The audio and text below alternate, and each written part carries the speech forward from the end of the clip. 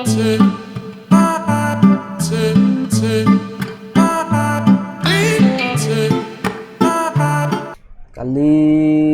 যাৰ প্ৰফিট হৈছে ভাল প্ৰফিট হৈছে কিন্তু বহুতৰ লছটো হৈছে কাৰণ কেলে ইমান ভলাটিলিটি দেখিছে নহয় কালি মাৰ্কেট প্ৰথম ডাউন সাইড আহিলে মানুহে ভাবিলে ডাউন সাইড আহিব মাৰ্কেট আকৌ এইকনৰ পৰা বাউন্স কৰি আপ সাইড গৈ আকৌ লো ব্ৰেক কৰি আকৌ এডোখৰ ডাবল বটম বনি আপ সাইড গৈছিলে যোনে এইটো মুভ মানে যোনে ধৰিব পাৰিব সেইটো যোনে হয় এটা সেটআপত কাম কৰি আছে ডাবল বটম বা ডাবল টপত এনেকৈ কাম কৰি আছে তেওঁলোকে এই ট্ৰেডটো ল'ব পাৰিব বাকি নহলে বহুতে ইয়াত এডোখৰত সেল বা এডোখৰত সেল কৰিলে লছ এডোখৰত ওপৰলৈ গ'ল লছ কৰিলে ইয়াৰ ওপৰত যোৱাৰ লগে লগে বাই কৰিলে অলৰেডি বহুতৰ লছ হৈ গ'ল তাৰ এই মুভটো বহুতে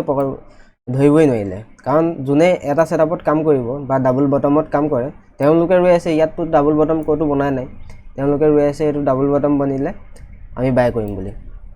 যোনে বাই কৰিছে এইটো গোটেই মুভটোৱে মানে ধৰিব পাৰিলে কাৰণ কেলে ইয়াত এডালো ৰেড কেন্ডেল বনা নাই দেখিছে নহয় এডাল সৰুকে বনিছিলে তাৰ পিছৰ পৰা এডালো ৰেড কেন্ডেল বনা নাই মাৰ্কেটত এটো কাৰণে মাৰ্কেটত ডিসিপ্লিন হোৱাটো বহুত প্ৰয়োজন আপুনি যদি বাৰে বাৰে একেটা সেটআপতে কাম কৰি থাকে মাৰ্কেটে ৰিৱাৰ্ড দি দিয়ে যদি আপুনি ডেইলি নতুন সেটআপত কাম কৰে ধৰক এদিন বুলিশ এংগলফিংত কৰিলে এদিন ডাবল বটমত কৰিলে এদিন ডাবল টপত কৰিলে হয় এদিন চাৰ্ট প্যাটাৰ্নত কাম কৰিলে এনেকৈ কৰিলে কি হ'ব ৰেন্ডম হৈ যাব মাৰ্কেটত আপোনাৰ ৰেন্ডম কাম কৰি একো লাভ নাই কাৰণ প্ৰত্যেক দিনা এটা নতুন বেলেগ মুভ দিব আৰু যদি আপুনি ৰেন্ডম ট্ৰেড কৰে আপোনাৰ লছ হোৱাটো খাটাং মাৰ্কেটত লছ হোৱা মেইন কাৰণটো হৈ গ'ল মাৰ্কেটৰ কোনো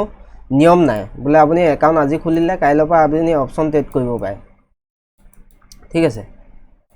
এনেকুৱা ধৰা বন্ধ নিয়ম নাই যে আপুনি এবছৰ নোহোৱালৈকে অপচন ট্ৰেডিং কৰিব নোৱাৰে এনেকুৱা কোনো নিয়ম নাই আপুনি একো নাজানে ডাইৰেক্ট অপচনত ট্ৰেড কৰি দিলে বোলে আপুনি ট্ৰেড কৰিব নোৱাৰে এনেকুৱা কোনো ধৰণৰ নিয়ম নাই সেইকাৰণে মাৰ্কেটত মেইন লছ কৰে মাৰ্কেটত ডিসিপ্লিন হোৱাটো খুবেই প্ৰয়োজন যদি আপুনি ডিসিপ্লিন নহয় মাৰ্কেটত কেতিয়াও প্ৰফিট কৰিব নোৱাৰে খুব ডিসিপ্লিন হ'ব লাগিব মাৰ্কেটত ডিসিপ্লিন হ'বলৈ আপুনি ৰিস্ক মেনেজমেন্ট কৰিব লাগিব বোলে আপুনি ডেইলি 1000 হে লছ ল'ব তাতকৈ 1 টকা বেছি নলয় 1000 লছ হ'ল বল দিনটোলে খতম যদি আপুনি 1000 কৈ বেছি লছ কৰিলে ধৰক আপুনি 1500 টকা লছ কৰিলে আপুনি নেক্সট দিনা ট্ৰেড নকৰিব বস এনেকৈ ডিসিপ্লিনটো মই সৰুকৈ অকমান বুজাই দিলোঁ ঠিক আছে এনেকৈ ডিসিপ্লিন হ'ব লাগিব আৰু আপুনি ধৰক চাৰ্ট প্যাটাৰ্ন চাই আপুনি ট্ৰেড কৰে অকল চাৰ্ট প্যাটাৰ্নতে ট্ৰেড কৰিব ঠিক আছে তেনেকৈ আপুনি ডিসিপ্লিন হ'ব লাগিব মাৰ্কেটত যদি আপুনি ডিসিপ্লিন নহয় আপুনি মাৰ্কেটৰ পৰা কোনো প্ৰফিট উলিয়াব নোৱাৰে এটো মনত ৰাখিব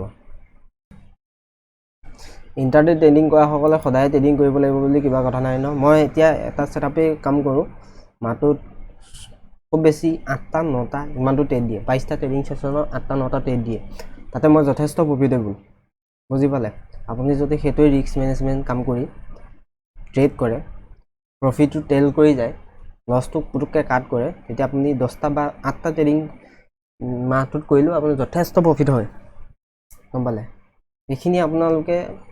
বেলেগে শিকালে জ্ঞান নাপায় লাহে লাহে 2-3 বছৰ হোৱাৰ পিছত আপুনি লাহে লাহে বস্তুটো বুজি পাব এইটো ডিসিপ্লিন আপোনাৰ নিজে আহি যাব ইয়াৰ কাৰণে আপুনি ট্ৰেডিং জাৰ্নেল এখিনি এন্ট্ৰি কৰি ৰাখিব লাগিব ডেইলি ট্ৰেড কৰিছে আজি ট্ৰেড কৰিলে কি কাৰণে ট্ৰেড কৰিলে সেইটো এন্ট্ৰি কৰি ৰাখিব লাগিব কি সেটআপত আপুনি ট্ৰেড কৰিলে সেটআপটো এন্ট্ৰি কৰি ৰাখিব লাগিব ঠিক আছে আৰু সপ্তাহৰ মূৰত আপুনি চাব লাগিব লছ হ'ল কি কাৰণে লছ হ'ল কি কাৰণে প্ৰফিট হ'ল সেইটো চাব লাগিব আৰু এই প্ৰফিটটো মই আৰু টেল কৰিব পাৰো নেকি সেইটো চাব লাগিব এনেকৈ মাহেলি একদম ৰিসাৰ্চ কৰি চাব লাগিব তেতিয়া আপুনি তেতিয়া কি হ'ব আপুনি বাৰে বাৰে ভুল কৰি থকাটো আপুনি কাট কৰিব লাগিব সেইটো ভুল আকৌ বাৰে বাৰে কৰি থাকিব লাগিব মাৰ্কেটত যদি একেটা ভুলকে বাৰে বাৰে কৰি থাকে প্ৰফিটেবল ট্ৰেডাৰ নহয় আপুনি